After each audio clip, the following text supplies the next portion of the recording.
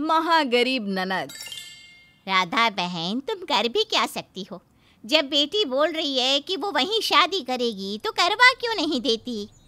अरे कैसे करवा दूं?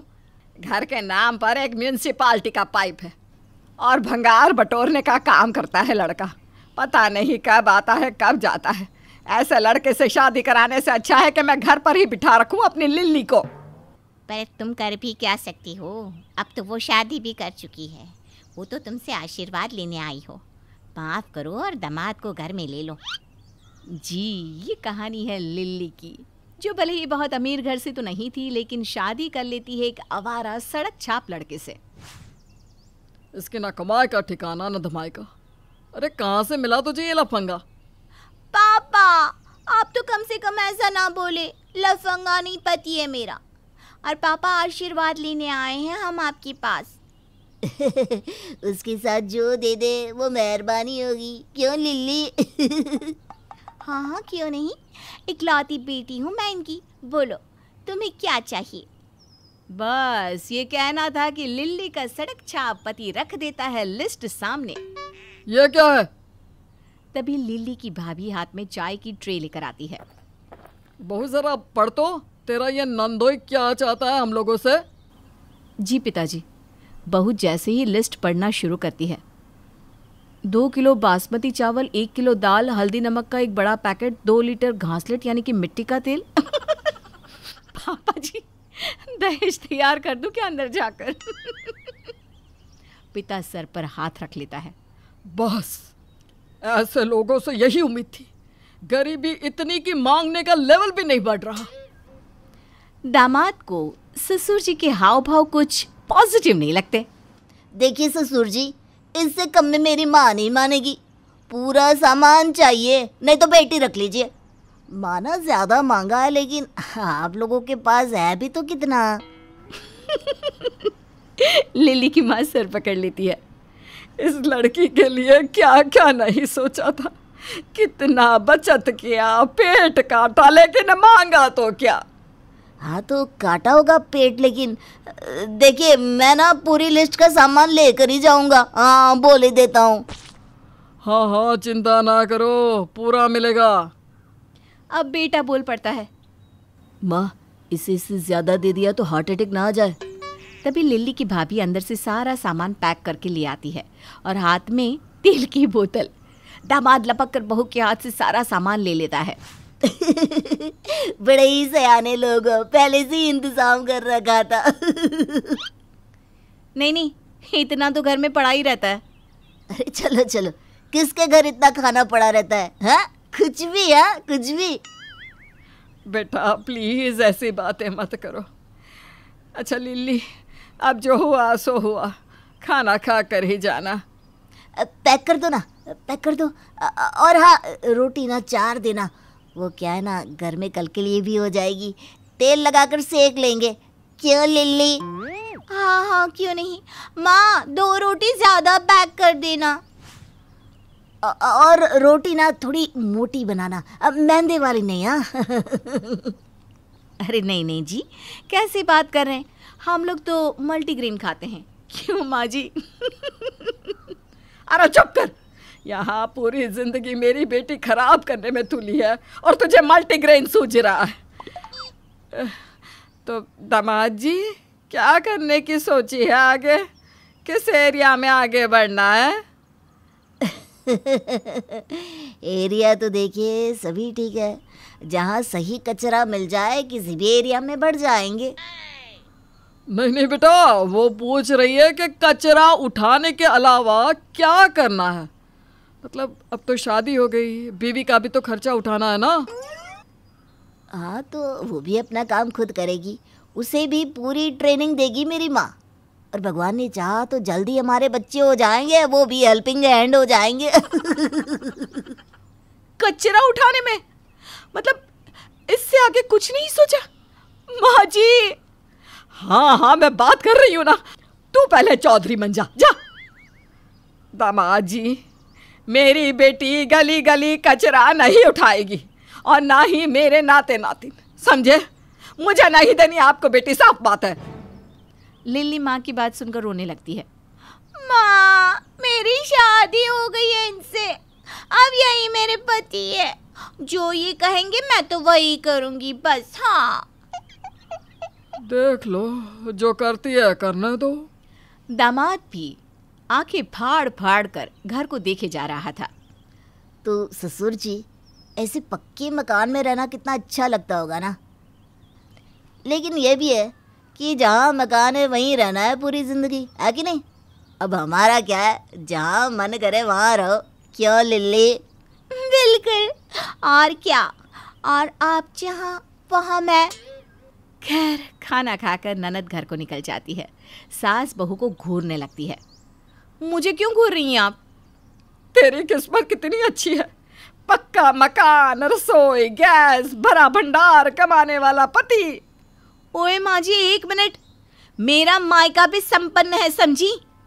तो मेरी बेटी का मायका कौन सा पाइपों में रहने वाला था, लेकिन वो तो गई ना एक सड़क छाप के साथ। हाँ तो वो उसकी पसंद है, मेरी नहीं रही तो मैं क्या करूं? हाँ बस बस, एक तो मेरी बेटी बेचारी रोटी को तेल लगा लगा कर खा रही है, हाय रे कितनी गरीबी झेल रही है। झेल कहाँ रही है, वो तो अब झेलेगी। माँ जी क्यों चिंता कर रही है, खुद ही आ जाएगी कुछ दिनों में घर। भगवान करे मेरी बेटी का घर ना बस पाए बस। माँ जी आप पहली माँ होंगी जो बेटी का घर नहीं बसने की दुआ कर रही हैं। तो क्या करूं, दूसरे की बेटी आकर मेरे घर में ऐश करे और मेरी बेटी धक्के खाए, ये कैसे देखूं मैं? यही रोना है माँ जी, बेटी के दुख से ज्यादा मेरे सुख से परेशान हो रही हैं आप। अरे चलो हट यहाँ से। सास की जिंदगी में तो अब रोना ही लिखा है, ये सोचकर बहू भी कमरे में चली जाती है। रात को ए जी सुनिए ना, मैं क्या सोच रही थी कि लिल्ली दीदी को ऐसी क्या सूझी जो भिखारी से शादी कर ली। भिखारी नहीं है वो लोग, मांगते नहीं है। हाँ हाँ बटोरते हैं कचरा, बात तो खैर एक ही है ना, लेकिन फिर भी बात गले के नीचे नहीं उतर रही। तो ना उतारो, किसने कहा? सो जाओ, कल मीटिंग है मुझे। वैसे मुझे क्या करना, लेकिन फिर भी ना। तभी जोर जोर से दरवाजे की खटखटाने की आवाज आती है। अरे बहू देख, कौन दरवाजा खटखटा रहा है इतनी रात को? बहू दरवाजा खोलती है, सामने खड़े होते हैं दामाद जी। अरे आप यहाँ कैसे? दामाद हूँ घर का, कैसी क्या? इस एरिया में रात को बोतलें बहुत मिलती है तो आ गया। वैसे भाभी कोई पन्नी है क्या, पन्नी? अंदर से सास की आवाज आती है। कौन है बहू? बहू हड़बड़ा कर कहती है, माँ जी वो पन्नी मांग रहे हैं।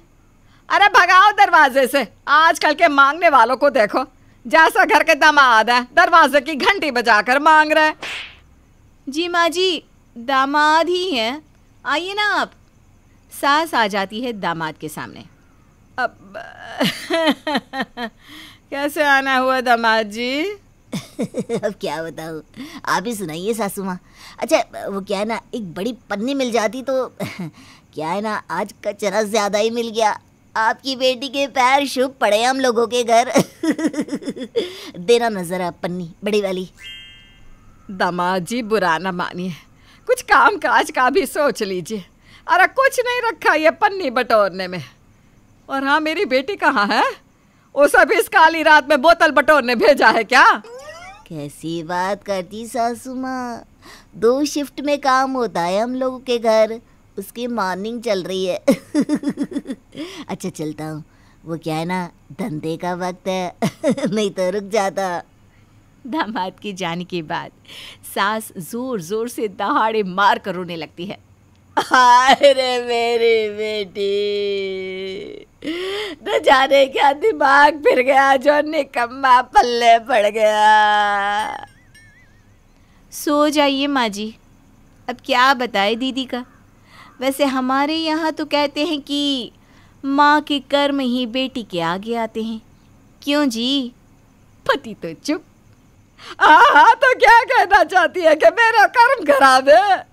अरे हाँ, खराब ही रहे होंगे जो तेरे जैसी बहू आई है। चल जा, सो जा। सभी सो जाते हैं। अगले रोज मैं यहाँ आलू के पराठे खा रही हूँ। न जाने मेरी बेटी क्या खा रही होगी। वीडियो कॉल कर लीजिए ना सासू माँ, पता चल जाएगा कि क्या खा रही है। सास बेटी को वीडियो कॉल करती है तो ये क्या, सामने रस मलाई, पनीर, फ्रूट्स। हाय रे मेरी बेटी। अरे माँ जी, आप तो फालतू में ही रोती रहती हैं। ये देखिए, दीदी तो कितना बढ़िया बढ़िया खाना खा रही है। हाय रे मेरी बेटी, मैं तो ऐसे ही परेशान हो रही थी बेटा। मैं आलू का पराठा खा रही थी तो तेरी याद आ गई। माँ, यह तो आलू का पराठा कोई नहीं खाता। वो क्या है ना, फैट होता है तो सारा दिन सुस्ती रहती है। हम तो फ्रूट्स ही प्रेफर करते हैं। वो क्या है ना, मेरे आसपास की बड़े बंगलों में मेरी सासू माँ के अच्छे कॉन्टेक्ट्स हैं। अच्छा मैं रखती हूँ, क्या ना मुझे काम पर भी तो निकलना है। बहू मुंह छुपाकर हंसने लगती है। हाँ हाँ ठीक है, रखती हूँ। यहाँ आकर तो रो रही थी। अब देखो, दाव लगने वाली बात है। किसी के घर से कुछ मिल गया तो खा लेती होगी। न जाने क्या कमी रह गई थी हमारी परवरिश में, जो एक मांगने वाले की बीवी बन गई। बहू ससुर की बात सुनकर इमोशनल हो जाती है। पापा जी कोई बात नहीं, दीदी को एक दिन खुद समझ में आएगा और वो वापस आ जाएगी। मैं समझ सकती हूँ कि बेटी परेशान हो तो कितना दुख होता है, लेकिन उनकी गरीबी उनका भाग्य है। वो उसी में खुश है, देखा नहीं आपने? सही कहा बहू, अमीरी गरीबी तो सब लगा रहता है, लेकिन जिस हाल में आप खुश हैं वही आपकी असली अमीरी है।